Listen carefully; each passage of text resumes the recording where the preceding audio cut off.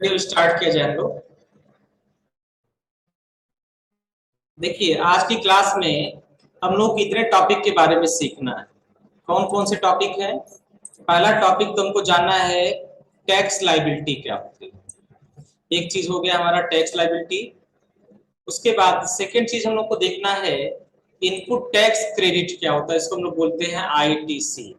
ये जीएसटी के लिए बहुत महत्वपूर्ण चीज है। और तीसरी चीज देखने हमको स्ट्रक्चर ऑफ जीएसटी, यानी जीएसटी का स्ट्रक्चर कैसा होता है। इन तीन चीजों के बारे में हमको जानना है।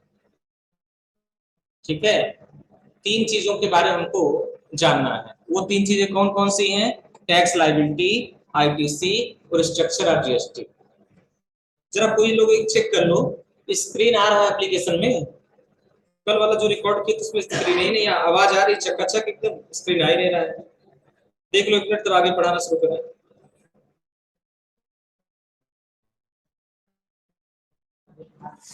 स्क्रीन आ रहा है, स्लाइड आ रहा है।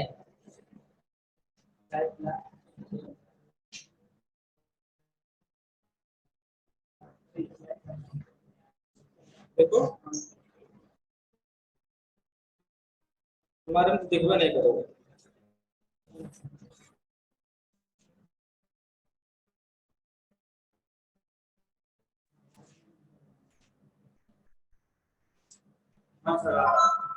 आ रहा है? हाँ ठीक तो है। आवाज ही आ रहा है? देखो एक बार, आवाज नहीं आ रहा है। यही तो हमें शंका था। आवाज आ रहा है? पहले ज्वाइन चलो ज्वाइन कर लो। आ रही है आवाज? हाँ, ठीक है।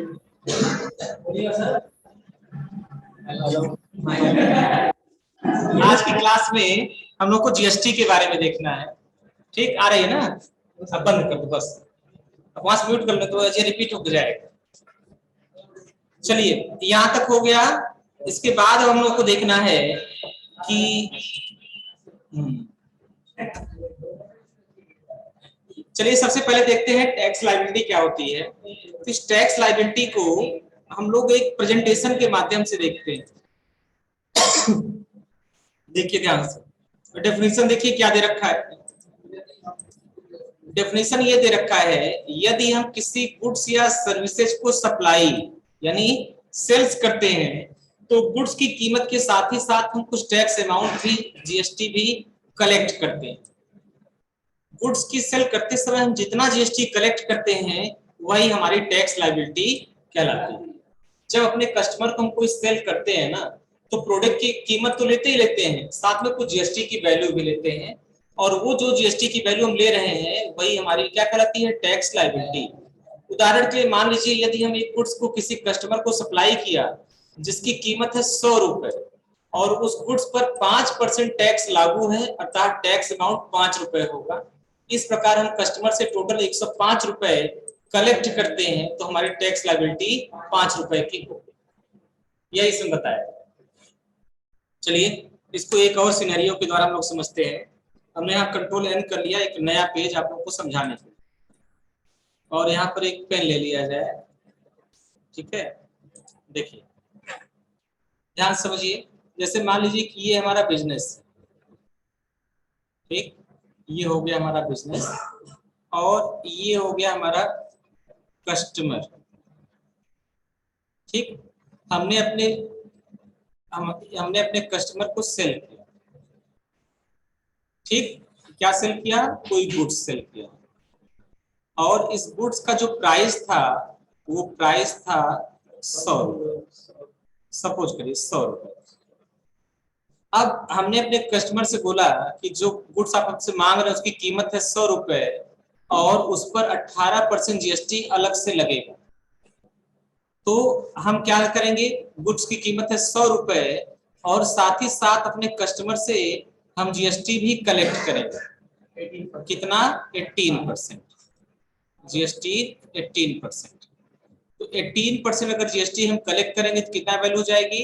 18 रुपए। यानी हम उससे टोटल 118 रुपए का सेल करेंगे। करेंगे ना? हम अपने कस्टमर को टोटल सेल कितना कर दिए? 118 रुपए। अब हमारा कस्टमर हमको 118 रुपए का पेमेंट भी दे देगा इस तरीके से। ये हमारे लिए क्या कहलाएगा? ये हमारे लिए कहलाएगा रिसीट। ठीक, ये हमारे लिए क्या कहलाएगा? रिसीट। हमने अपने कस्टमर को 118 रुपए का प्रोडक्ट सेल किया और उसने मुझे 118 रुपए का पेमेंट कर दिया। लेकिन इस प्रोडक्ट में दो चीजें हैं। एक तो प्रोडक्ट का वैल्यू कितना है 100 रुपए और उस पर जीएसटी कितना है 18% के हिसाब से 18 रुपए। इस तरह टोटल वैल्यू कितनी हो गई 118 रुपए। तो ये जो 18 रुपए हम जीएसटी का कलेक्ट कर रहे हैं ना, यही हमारी टैक्स लायबिलिटी कहलाए। ये 18 रुपए जो हम जीएसटी के नाम पे कलेक्ट कर रहे हैं, यही हमारी क्या कहलाएगा? Tax liability. ठीक है, ये हमारी टैक्स लायबिलिटी कहलाएगा। ये हमारा कहलाएगा टैक्स लायबिलिटी। इसी को हम टैक्स लायबिलिटी के नाम से जानते हैं। तो वही चीज लिखा गया, किसी गुड्स को अगर आप सेल कर रहे हैं, सेल करते समय जितना भी जीएसटी कलेक्ट करेंगे वो जीएसटी हमारा टैक्स लायबिलिटी कहलाएगा। ध्यान से देखिए, ये हमेशा आपको एक चीज ध्यान देना है, कभी भी अगर किसी प्रोडक्ट का मूवमेंट होता है, मान लो ये प्लेस ए है और ये प्लेस बी है, प्लेस मतलब स्थान, कोई भी गुड्स का अगर मूवमेंट होता है एक स्थान से दूसरे स्थान पर, तो यहाँ पर गुड्स की कीमत के साथ साथ जीएसटी भी उस पर कलेक्ट होगा। ठीक है, जहां जहां ये गुड्स जाएगा वहां वहां जीएसटी भी जाएगा। गुड्स और जीएसटी ये दोनों की लाइनें एक साथ चलती रहेंगी। इनको आप रेलवे के ऐसे दो ट्रैक की तरह समझ सकते हैं, जो दोनों चलते तो साथ हैं लेकिन मिलते कभी नहीं। ये जब तक गुड्स चलेगा तब तक जीएसटी भी उसके साथ चलेगा। जब गुड्स हमारा कंज्यूम हो जाएगा, मैंने बताया ना, ये शर्ट मैंने खरीदा अपने इस्तेमाल के लिए, तो मैं इसको क्या कर जाऊं, मैं कंज्यूमर हूं, मैं कंज्यूम कर रहा हूं, इसको दोबारा तो बेचूंगा नहीं किसी को, अपने पहने के लिया हूं। तब उसके बाद ये जीएसटी यहीं पे समाप्त हो जाएगा। जितनी बार ये परचेज होगा, जितनी बार सेल होगा, उतनी बार गुड्स की वैल्यू के साथ साथ जीएसटी भी चलता रहेगा, चलता रहेगा, चलता रहेगा। सुनाया? जब तक गुड्स जिंदा है, जब तक गुड्स चल रहा है, तब तक जीएसटी भी उसके साथ चलेगा। वो गाना तुम लोग सुने हो ना, तो जहां जहां चलेगा मेरा साया साथ होगा। तो वही कहानी है इन दोनों की। जहां तक गुड्स चलेगा उसके साथ साथ जीएसटी भी चलेगा। इन दोनों को हमेशा हमें अलग ही कंसीडर करना है, इन दोनों को कभी आपस में मिक्स नहीं करना है। जीएसटी की जो वैल्यू है वो मुझे जमा कर देनी है गवर्नमेंट के पास, उस पे हमारा कोई अधिकार नहीं है, ये चला जाएगा सरकार के पास। और जो गुड्स की वैल्यू है वो मेरे प्रॉफिट के रूप में कन्वर्ट हो जाएगा जब हम सेल प्राइस में से परचेज प्राइस को घटा देंगे तब। चलिए इसको एक और सिनेरियो के माध्यम से समझते हैं। मैं थोड़ा सा और आप लोगों को लेकर आता हूँ। देखिए ध्यान से, ये मेरा बिजनेस, अभी आपको समझ में आ जाएगा। ये मेरा बिजनेस है, ठीक। हम अकाउंटिंग किसके लिए कर रहे हैं? अपने बिजनेस के लिए। तो सब कुछ हम बिजनेस के रिस्पेक्ट में ही कंसीडर करेंगे। हमें ये देखना है कि बिजनेस में क्या आ रहा है, बिजनेस से क्या जा रहा है, बिजनेस में क्या प्रॉफिट है और बिजनेस में क्या लॉस है। सब कुछ हम बिजनेस के रिस्पेक्ट में ही कंसीडर करेंगे, पहली चीज। सेकंड चीज, अगर सपोज करिए ये मेरे सप्लायर का बिजनेस है, तो हम सब कोई जानता है कि अपने सप्लायर से प्रोडक्ट को खरीदते हैं। ये हो गया मेरा क्या? सप्लायर। हमने अपने सप्लायर से एक प्रोडक्ट खरीदा जिसकी वैल्यू थी 100 रुपए। गुड्स की कीमत कितनी थी? 100 रुपए। और सप्लायर ने मुझसे टैक्स कलेक्ट किया 5% के हिसाब से, कितना? 5 रुपए। तो मैंने अपने सप्लायर को पे कर दिया टोटल 105 रुपए। ये बात समझ में आ रही है? 100 रुपए सामान का, 100 रुपए प्रोडक्ट का कीमत है और 5% उस पर जीएसटी है। ये हो गया हमारा। चलिए अगेन, अब इसको हम बेचना है हमको, तो हमने इसको सेल कर दिया। सेल किसको किया? अपने किसी कस्टमर को सेल किया। ये हो गया मेरा कस्टमर, इसको हमने सेल किया। अब 100 रुपए में अगर इसको खरीदा है तो 100 रुपए में तो सेल करेंगे नहीं। कितने में सेल कर दिया हमने? मान लिया कि हमारा जो सेल प्राइस है वो कितना है? 120 रुपए। अब जीएसटी भी इस पर लगेगा, तो इस पर जीएसटी कितना लगेगा? 5%। हमेशा किसी भी प्रोडक्ट को जीएसटी जितने परसेंट पर खरीद रहे हैं उतने ही परसेंट पे सेल करेंगे। यानी खरीदते समय अगर जीएसटी 5% था तो बेचते समय भी जीएसटी 5% ही रखेंगे, अपनी तरफ से जीएसटी नहीं बढ़ाएंगे। ठीक है, आई बात समझ में? अपनी तरफ से जीएसटी नहीं बढ़ाएंगे तो क्या हो जाएगा, ये हमारा 120 का 5% कितना हो जाएगा, 6 रुपए। इस तरह टोटल कस्टमर को कॉस्ट कितना पड़ेगा, 126 रुपए, और ये कॉस्ट 126 रुपए कस्टमर हमको पे कर देगा। तो ये हमारे लिए क्या लाएगा, रिसीट। समझ में आया? अब इस सिनेरियो में अगर हमको ये पता करना हो कि सर जी हमारे बिजनेस में प्रॉफिट कितना हो रहा है बताइए, पहली चीज। और प्रॉफिट होने के साथ साथ हमको टैक्स कितना जमा करना है वो बताइए। तो आप बताओ प्रॉफिट कितना होगा, 20 रुपए। प्रॉफिट हम बताए ना, इस जीएसटी की जो वैल्यू है उस पर मेरा कोई अधिकार नहीं है, उसको कभी हम अपने प्रॉफिट के रूप में नहीं रखेंगे। ठीक है, इसलिए अगर हमको प्रॉफिट निकालना है तो प्रॉफिट निकालने का बहुत सीधा सा सिस्टम है कि आप सेल प्राइस में से परचेज प्राइस को घटा दीजिए। सेल प्राइस में से परचेज प्राइस को आप घटा दीजिए। बेचा कितने में, 120 में, ये हो गया सेल प्राइस आपका। खरीदा कितना में था, 100 रुपए का था। हमने कहा ना हमेशा इन तीनों को अलग मान कर चलेंगे, उन दोनों को कभी मिक्स करने की जरूरत नहीं है। हमने रेलवे ट्रैक का एग्जांपल भी दिया, चलते तो साथ में मिलते कभी नहीं, उसी तरह चलेंगे साथ में लेकिन मिलेंगे कभी नहीं। कभी इन दोनों को आपस में ऐड नहीं कर देना। जैसे बहुत सारे बच्चों मन में आ रहा है, सर हमने खरीदा तो टोटल 105 में था, बेचा 126 में था, तो परचेज प्राइस तुम्हारी 105 हो गई और सेल प्राइस 126 हो गई। जनरल सिनेरियो के लिए बात सही है, लेकिन जीएसटी के केस में बात गलत है। जीएसटी के केस में हमारी परचेज वैल्यू कितनी हो जाएगी, 100 रुपए, और सेल वैल्यू कितनी हो जाएगी, 120। तो हमारा प्रॉफिट जो निकल आएगा वो कितना हो जाएगा, 20 रुपए। ये हमारा प्रॉफिट कितना हो गया, 20 रुपए। एक चीज का आंसर मिल गया, प्रॉफिट कितना हो गया, 20 रुपए। अब हमको ये पता करना है कि सर हमको टैक्स कितना जमा करना पड़ेगा। चलो टैक्स का हम अलग निकाल रहे हैं साथ में।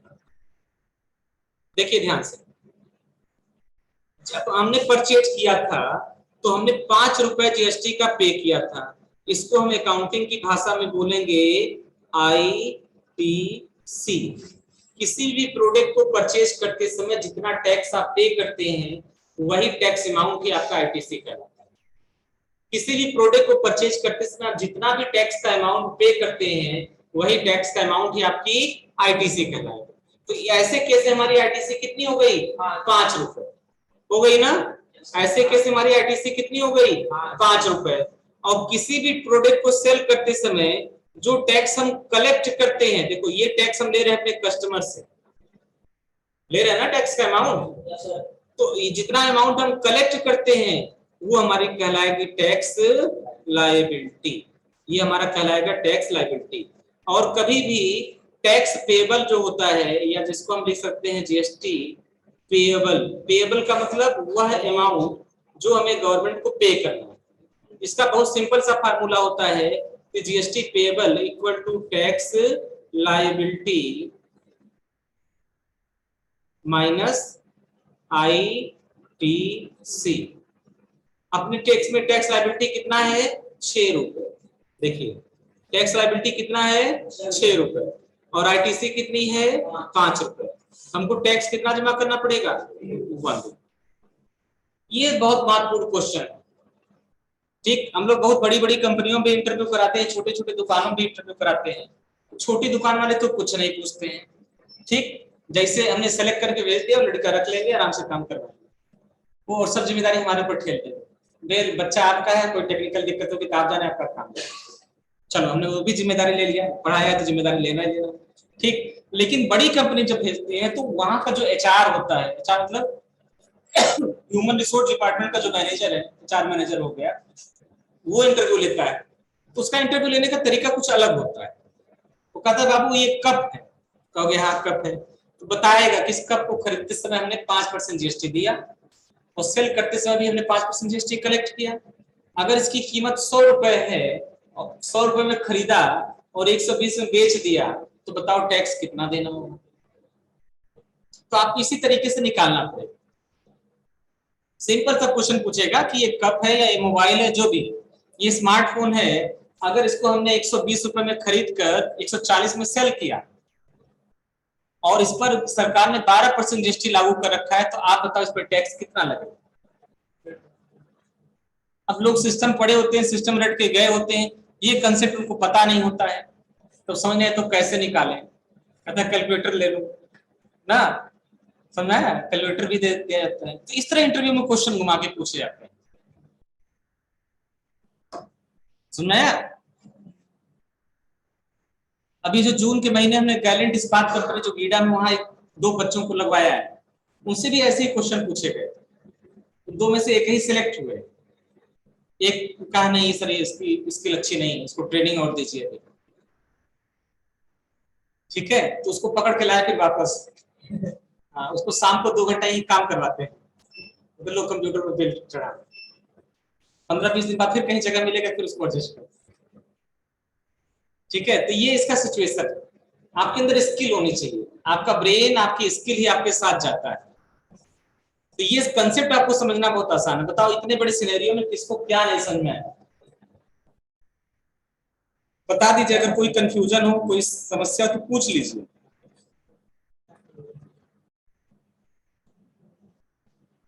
बताइए इतने बड़े सिनेरियो में किसको क्या समझ में नहीं आया।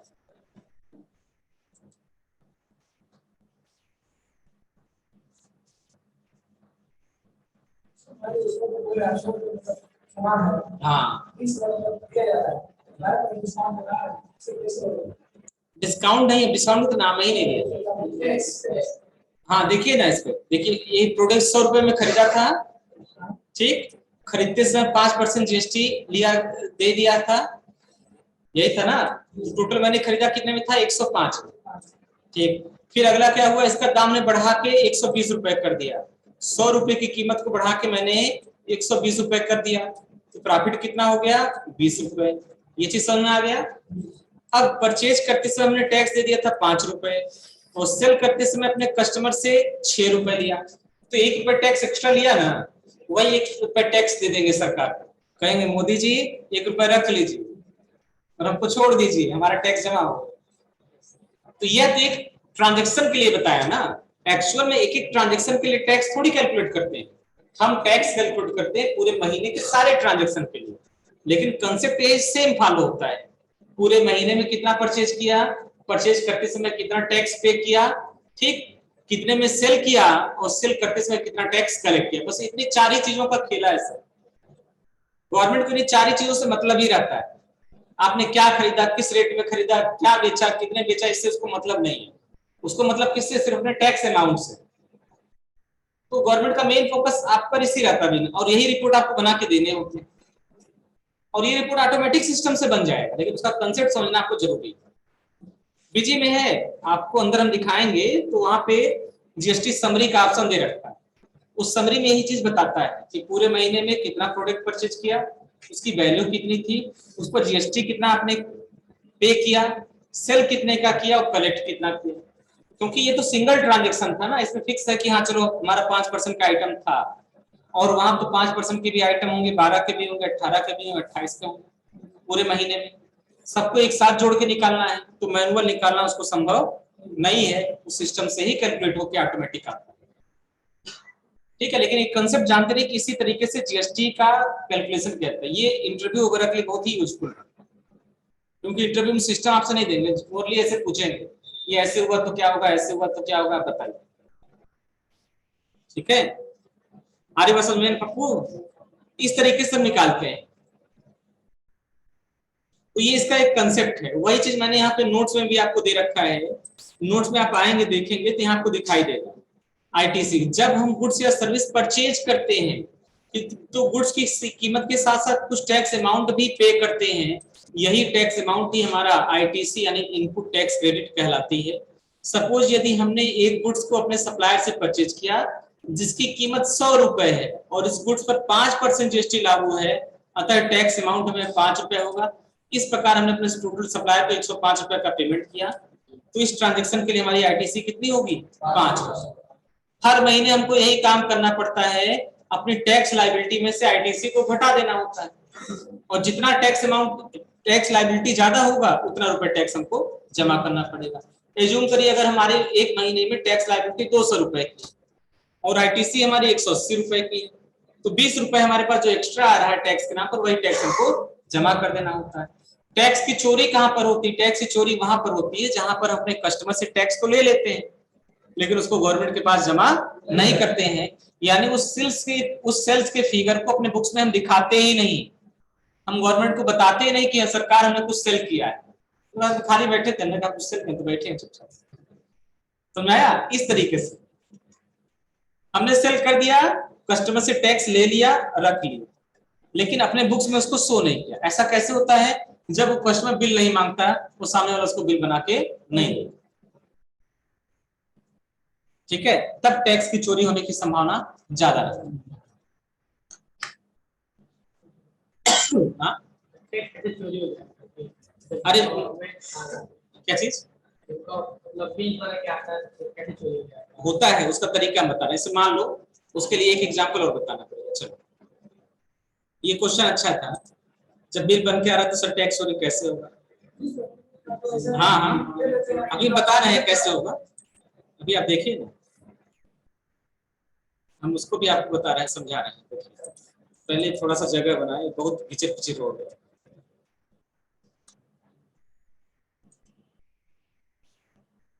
देखिए ध्यान से, टैक्स की चोरी कहाँ पे होती है, कैसे होती है, मैं आपको एक सीन बना के समझाता हूँ। देखिए, ये अगेन हमने बनाया सप्लायर, ये अगेन हमारा हो गया बिजनेस, और ये अगेन हो गया हमारा कस्टमर 1, C1 इसको बोल दिया। ये अगेन हो गया हमारा कस्टमर 2। अभी देखना, ये हमने परचेज किया 100 रुपए, टैक्स कितना हो गया? 5% के हिसाब से 5 रुपए। इसको मैंने इनको 120 में सेल किया, 120, इस पर टैक्स कितना हो गया? 6 रुपए। हुआ ना? हुआ ना?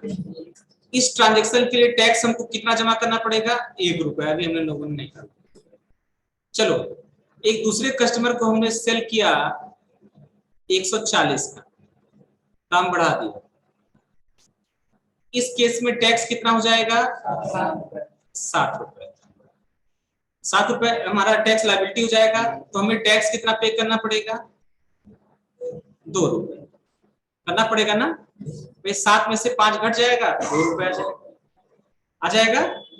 अब देखो, सपोज करो हमने 140 के हिसाब से इनको सेल किया, ठीक, उन्होंने बिल हमसे नहीं लिया, और बाद में हमें जब अपने बुक्स में दिखाना पड़े तो हमने इसको सेल कितना दिखा दिया कि नहीं, हमने 120 में ही सेल किया, ठीक, क्योंकि कस्टमर को बिल तो दिया नहीं गया, तो चीज क्रॉस चेक हो नहीं सकता है ना, दोबारा बिल लेने आएगा। ठीक है, समझ आया? तो यहाँ पर 1 रुपए टैक्स हम बचा ले रहे हैं, अपने बचा ले रहे हैं ना।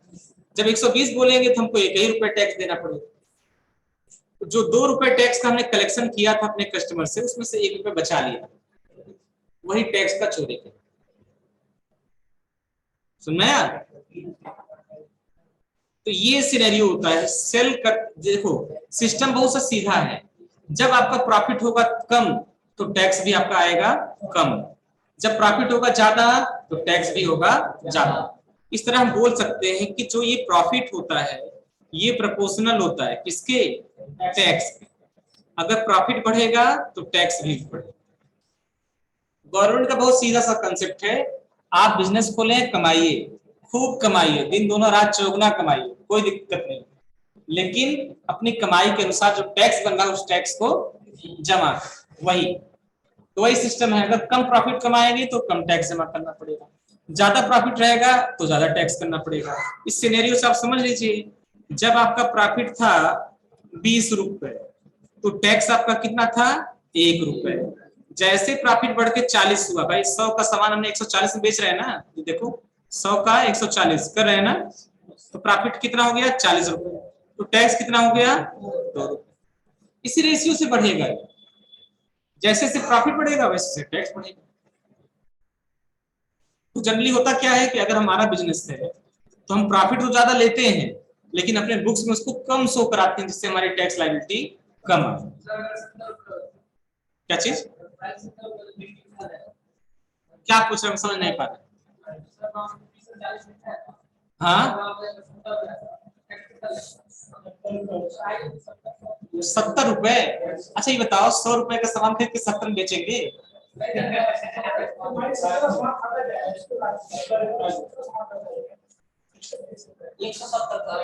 170 कह रहे हो? हाँ 70 रुपए में परचेज किए हैं, चलो ठीक है, क्या दिक्कत है 70 रुपए, तब भी तो वही कहानी बनेगा। अब 70 का 5% आप निकालेंगे, जो वैल्यू आएगी वो आपकी आईटीसी हो जाएगी। फिर उसको सेल कितने में कर रहे हैं वो आप पर निर्भर करता है। मान लो उसको 80 में आप सेल कर रहे हैं, 80 का 5% निकालेंगे, जो वैल्यू आ जाएगी वो आपकी टैक्स लायबिलिटी हो जाएगी, फिर दोनों को घटा देंगे। कभी भी जितने में खरीदेंगे उतने में तो बेचेंगे नहीं, उससे कम में भी नहीं सेल करेंगे, उससे बढ़ा के ही सेल करेंगे ना, यानी कुछ ना कुछ प्रॉफिट आएगा कि नहीं। तो कुछ जो प्रॉफिट आएगा तो सबसे टैक्स बन जाएगा अपने आप। और ये प्रॉफिट का बिल्कुल वो होता है, जैसे मान लो इस प्रोडक्ट की कीमत है 5%, तो जब आप 20 का 5% निकालेंगे ना तो 1 रुपया ऑटोमेटिक आ जाएगा। 40 का 5% निकालेंगे तो ऑटोमेटिक 2 रुपए, उसी रेशियो से बढ़ता ही है। 20 का 5% निकालिए 1 रुपया आ जाएगा। हाँ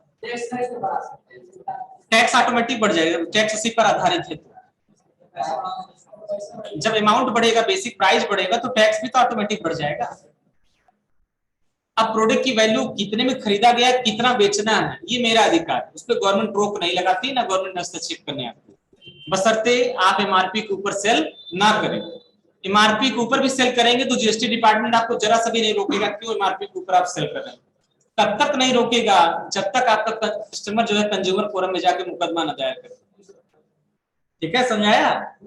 जब उसके पास शिकायत जाएगी तब वो जांच करना शुरू करेगा। उसको क्या पता आप कितने में खरीद रहे हैं, कितने में बेच रहे हैं।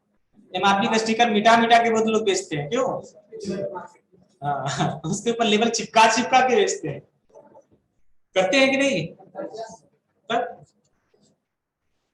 तो प्रॉफिट कितना रखना है ये आपका बिजनेस है, आपका डिसीजन है, उस पर कोई रोक नहीं। आरी बात समझे ना? प्रॉफिट आपका, बिजनेस आपका है, आपको अपने हिसाब से लेकर चलना है। ठीक, बहुत ज्यादा प्रॉफिट लेके चलेंगे तो आपके ऑटोमेटिक सेल कम होगा। आज कस्टमर बेवकूफ तो है नहीं, वो नेट पर ऑनलाइन प्राइस देखकर आते हैं आपके यहाँ, आपसे बात करते करते सब अपने मोबाइल में प्राइस देखते हैं, कंपेयर करते हैं, 2-4 दुकानों पे और बातें करते हैं, तब जाके फाइनल करते हैं। तो उतना ज्यादा प्रॉफिट आप ले ही नहीं पाएंगे। ठीक है, समझ में आया? हाँ अब धीरे धीरे जमाना बदल रहा है ऑनलाइन का। हम तो बहुत सारे बिजनेसमैन हमसे जुड़े हुए हैं, हम सबको सलाह देते हैं कि सर जैसे चला रहे हैं चलाइए, इसके साथ ऑनलाइन पैटर्न भी शुरू करिए, ऑनलाइन पैटर्न भी शुरू करिए, नहीं शुरू करेंगे तो फ्लॉप हो जाएगा।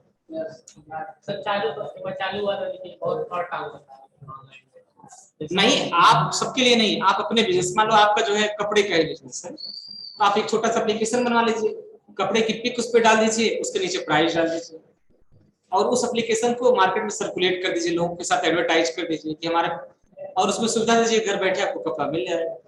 कपड़े का वीडियो बना के डाल दीजिए, लोग देखेंगे, समझ में आएगा तो उसको वहीं से ऑर्डर प्लेस कर देंगे। एक डिलीवरी बॉय रख लीजिए, वो आपके होम डिलीवरी पहुंचा देगा, उसका चार्ज अलग से ले लीजिए।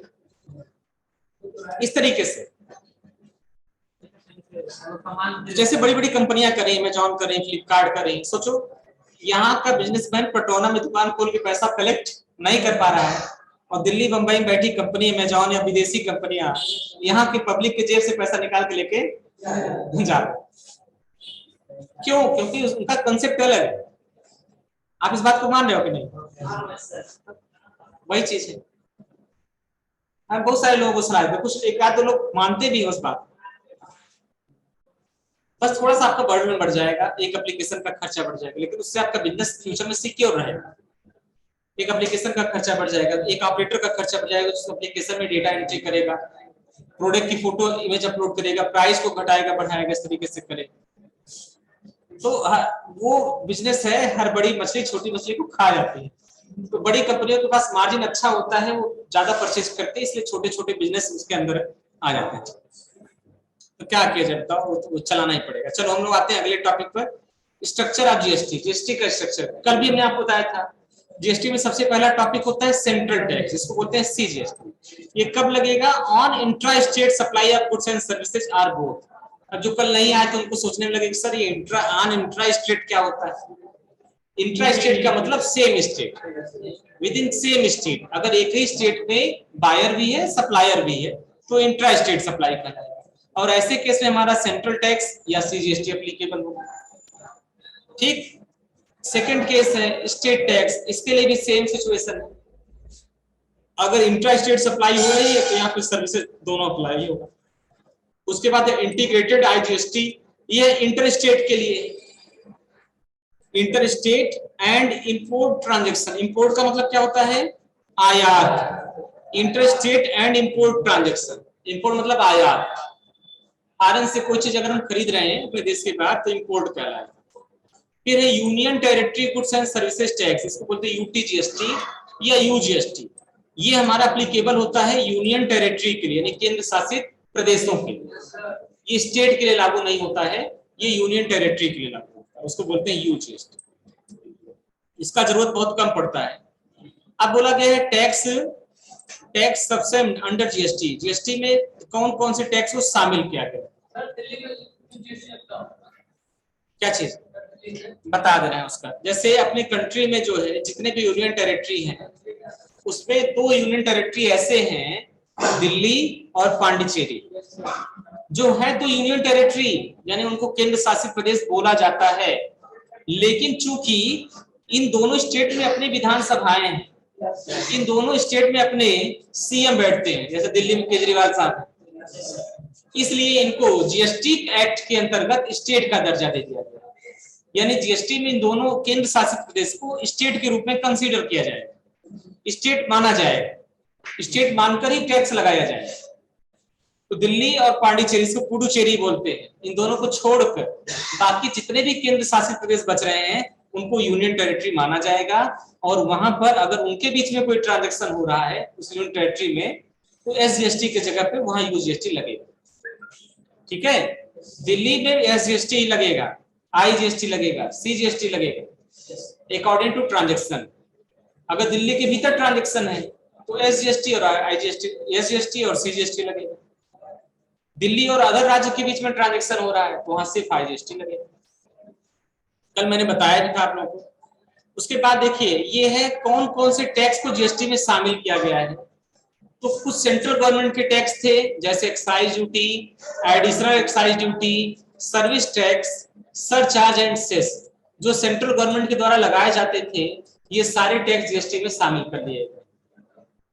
कुछ स्टेट गवर्नमेंट के टैक्स थे, like VAT, purchase tax, entry tax, luxury tax, surcharge and cess, जो स्टेट गवर्नमेंट के द्वारा लगाया जाता था उसको भी जीएसटी में शामिल कर लिया गया है।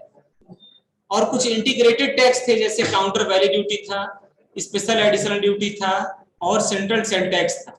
इन तीनों को भी इसमें शामिल कर दिया। वैल्यू एडेड टैक्स ये पहले चलता था, इसके बारे में क्या बताएं, इसकी कहानी खत्म हो गई। ये चल रहा है कुछ चुनिंदा चीजों पर, जैसे मान लो पेट्रोल वगैरह पे चल रहा है, जहां पर जीएसटी एप्लीकेबल नहीं है वहां स्टेट गवर्नमेंट अभी वैट का इस्तेमाल कर, लेकिन बहुत इसका नॉमिनल है, मतलब 1% 2% गुड्स है, उसको बारे में समझने का कोई मतलब नहीं है। अब जीएसटी जो है 98% गुड्स को कवर कर लिया है, तो कुछ दिन में ये 100% सारे गुड्स इसके भीतर आ जाएंगे। तो जो चीज फ्यूचर में आने वाला उसी के बारे में सीखने की जरूरत है। अब इसमें बैठ के कंसेप्ट बताएं तो फिर क्या होगा। देखिए ध्यान से, रजिस्ट्रेशन के लिए बताया गया है, जिस तरह, ध्यान दीजिए इधर, जिस तरह वैट में रजिस्ट्रेशन होने के बाद टिन नंबर मिलता था, ये टिन नंबर 10 अंक का होता था, इसको बोलते हैं टैक्स आइडेंटिफिकेशन नंबर। वही बोला गया जिस तरह वैट में रजिस्ट्रेशन होने के बाद टिन नंबर मिलता था, ठीक उसी तरह जीएसटी में रजिस्ट्रेशन होने के बाद बिजनेस को जीएसटीआईएन नंबर मिलेगा। यह जीएसटीआईएन नंबर का मतलब होता है goods and service tax identification number, ये दिया जाएगा। आप जब जाएंगे आप बताएंगे सरकार हमारा टर्नओवर पूरा हो गया है, हमको रजिस्ट्रेशन कर लीजिए, तो कहेगा ठीक है वेलकम है आप आइए। अपना आधार लगाएंगे, पैन लगाएंगे, सारी चीज लगाएंगे।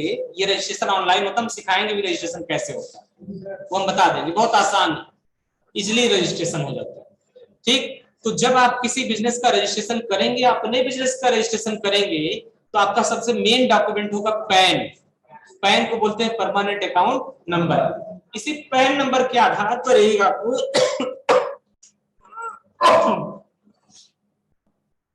इसी पैन नंबर के आधार पर एक आपको जीएसटी नंबर दिया जाएगा।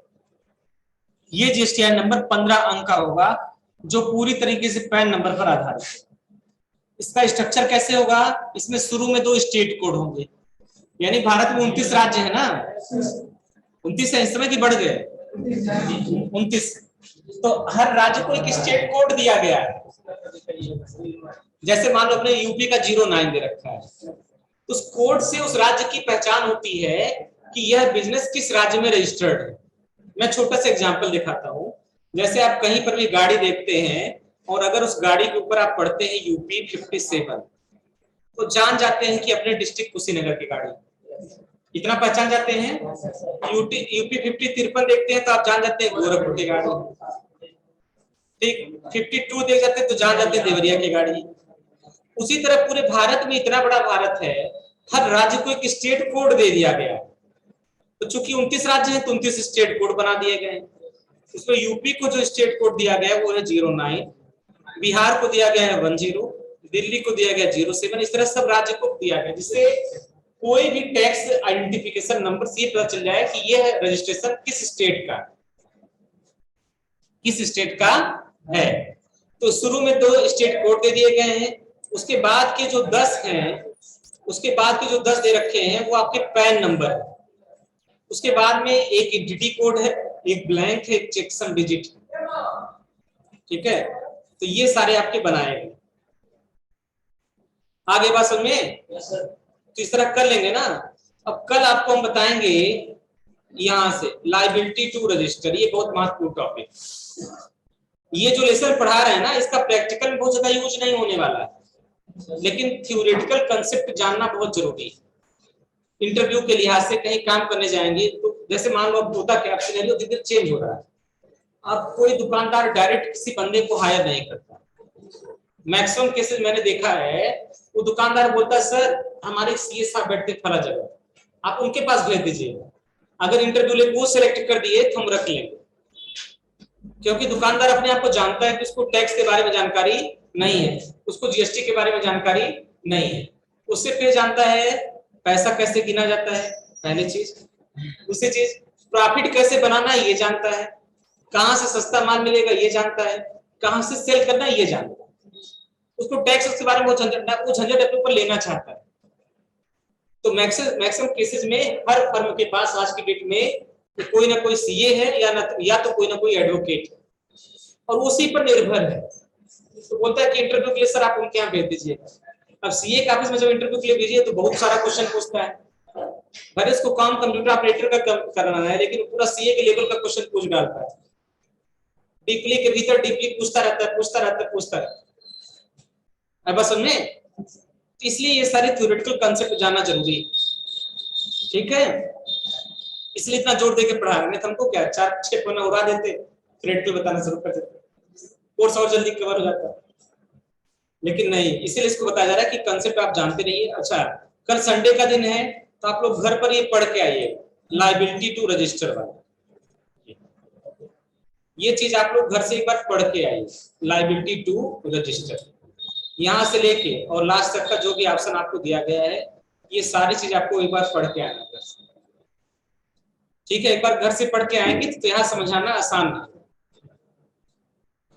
ठीक है, तो आज की क्लास समाप्त किया जाए।